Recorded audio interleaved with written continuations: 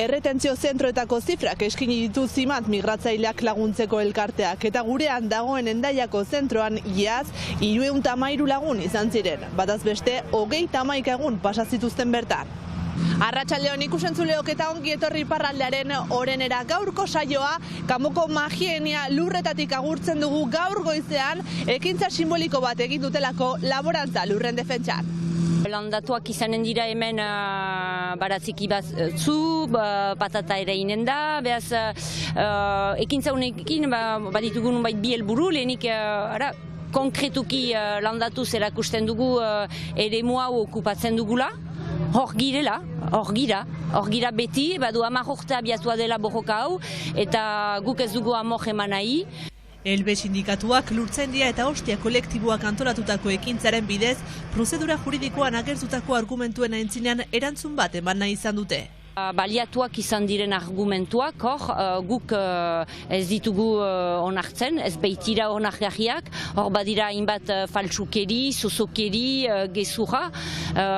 Lehen hauzian egana izan zen lur hau etzela laborantzako erabilia, eta domaia da ez baitira juideak lekura egiten, ikustizko zuten minuta batez hori ahunt gezurra dela eta ez zela egia, eremu bat ez zelaik baliatua lapajak gaina hartzen du eta hau ez da bate hola.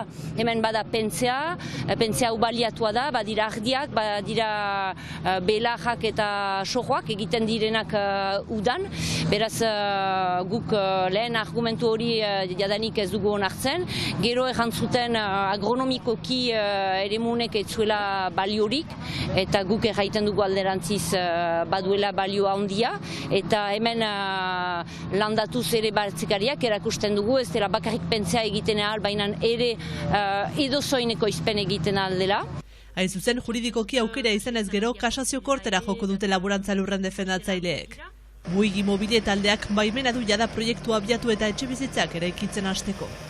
Guretzat seinale hona da ala ere ez baita proiektua abiatzen, baina egene egon behar dugu eta posibilitate hori ere hor da beti.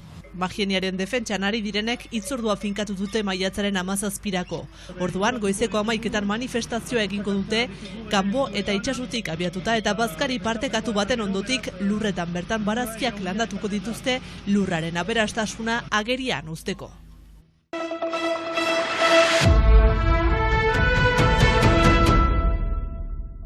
Erretentzio zentroetako urteroko zifrak eskaini ditu Zimadek, zentroetan laguntza eskaintzen duen elkarteak hain zuzen.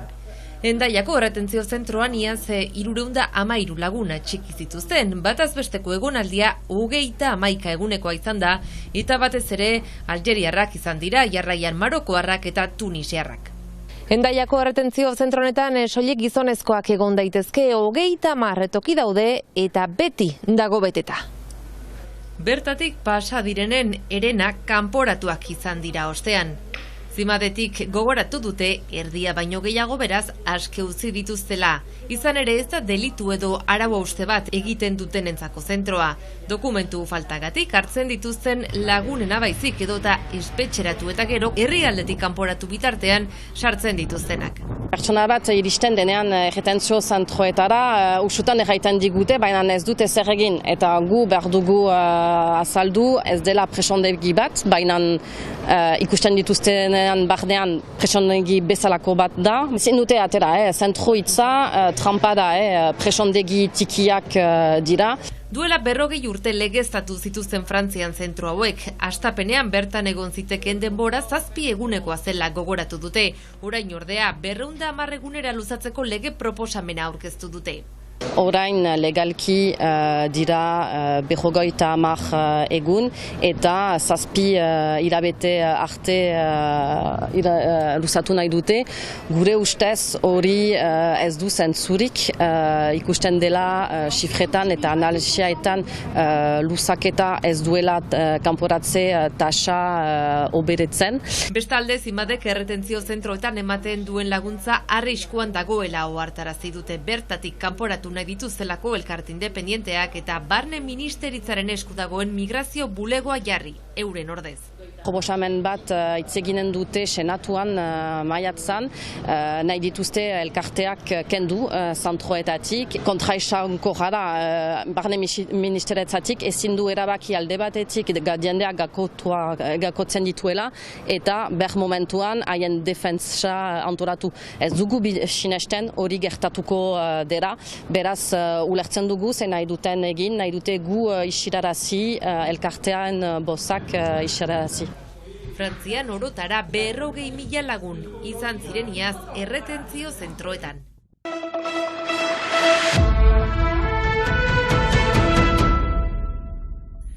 Biarritzeko Lanigez karrikarren izen aldatzeko herriko etxeak antolatu duen herri galdeketaren emaitza jakinarazi da. Gogoratu behar da herritarrek 3 aukeren artean duela 10 urte eztabaida pizten duen karrikaren izen berri hautatzea deituak zirela, auzitegi administratiboak izen aldatzeko 3 hilabeteko epea agindu ondotik. Azkenean, Lanigez izenak bozen 51%ak akotxubia eskuratu ondotik garaile agertu da. Herritarren 30% Lana Graza izen gauzkiaren alde egin du eta 19%ak Buztenurra izen euskalduna hautatu du. Herritarren iritzia jakin ondotik maiatzaren 5ean herriko etxeko kontseiluak izen berria berretsiko du.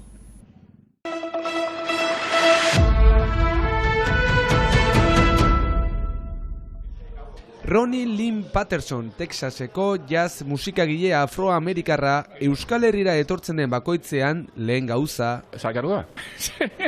Super ona. Bikain. Betitanik, eta txakurri ere bai, Maite du Sagardoa eta baita Baionako Kalostrape ostatura etortzea ere. Oso euskalduna hemen, Eta horrexengitik hemen nator, euskeraz parte ikusiko odei eta bere lankideakekin ere bai parte hartzekoan euskaraz mentzatzean. Barixen ez dut, edo ezin dut praktikatuz. Eta niritza izaliteke batzuetan hemen, enezat oso saila ez naita ez, baina euskararen euskarazko erritmoa ez daukat. Hori da niri bizitza hizkuntzak. Ingelera du ama hizkuntza eta horretaz gain, frantsesa, gaztelania, italiarra eta bretoia ere ikasten ari da. Eta noski, euskara ere badaki. Hene lehen biziko aldiz, etorri nintzenean, bere alaxe maite menduta, izan nintzen euskal pero batez ere bereziki hizkuntza. Eta janaria, eta gehiago denborarekin, jende gozoa, txintxoa. Hori da niri bizitzeko moduan, mitasunarekin eta niri jakiminaz. Pertsona horien artean bat azpimarratzen du etengabe Pattersonek, Michel Etxekopar musikari xiberotarra hain zuzen. Gizon maitagarria, talentuosa, eskuzabala, poetikoa. Ez dakit zenbat instrumentak jotzen du, ikargarri impresionante, benetan. Imitatzen ditut txoriak, ez dakit zenbait espez, baina aldi berian tipo hori super milki, benetan persona maitagarria. Michelek nirekin beti, hasieratik, beti euskeraz hitz egin nirekin. Naiz eta ni euskeraz ez panikien. Benetan euskaraz, Micheleren bere interesa, bere hizkuntza transmitetzea, partekatzea. Jazz piano jolea afroamerikarra munduan barna aritzen da eta xirura itzuli da aurten, berriki Matthew Mendizabalekin aritu da Gotainen. Aurtengo proiektua Michelekin bere festivalen tematiko Amerikak izango da, Amerikaren ingurumenan. Argentina inguruan izango da, ez? Eskotu zidan Michelek ene partadetza pianoakin eta noski baietz, jakina baietz onartu, bere alaxen hartu nuen, bere proiektua Mathieu Mendizabalen, bere ahots ederrizima, bere ahotsa ederrizima. Itxikeria jaialdia prestatzen ari zirenean Argentinako euskal diasporarekin aurkikuntza egin zutela, grabatutako lehen tangoa, tango kriollo, Mendizabal abizeneko afroamerikar batek egin zuela, eta beste Mendizabal kantari eta Patterson musikari afroamerikarrak Gotainen eskini zuten doinu hauekin doakizuek gure gaurko agurra. Izan ongi, eta bihar arte.